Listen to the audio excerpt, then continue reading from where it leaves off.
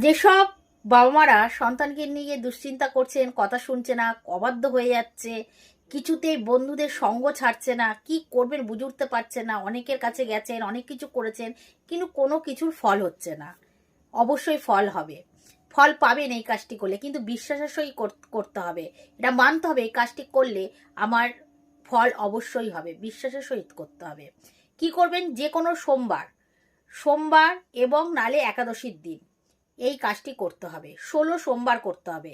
আর একাদশীও যে কটা আপনি পাবেন মাসে, সেই কটা ওই 16 সোমবারের মধ্যে যে কটা একাদশী হবে সেই একাদশীগুলোও আপনার করতে হবে। কি করবেন? আপনি শিব মন্দিরে গিয়ে গঙ্গাজলের সাথে হলুদ মিশিয়ে শিবলিঙ্গে অভিষেক করবেন আপনার ছেলের এর মানে নাম করে।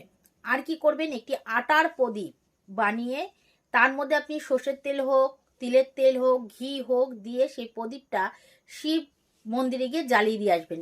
এই যে প্রদীপ জ্বালাবেন কিন্তু সন্ধ্যাবেলা, আর শিবলিঙ্গে অভিষেক করবেন সকালবেলা। এটা আপনি 16 সোমবার করুন। আপনি রেজাল্ট আপনি বুঝতে পারবেন। আস্তে আস্তে আপনার ছেলের যত খারাপ সঙ্গ কেটে যাবে, আপনার ছেলেকে নিয়ে যে ছেলে মেয়েকে নিয়ে যে দুশ্চিন্তা, সেই দুশ্চিন্তা কেটে যাবে, এবং আপনি সব দিক দিয়ে শান্তি পাবেন সন্তানের দিক দিয়ে।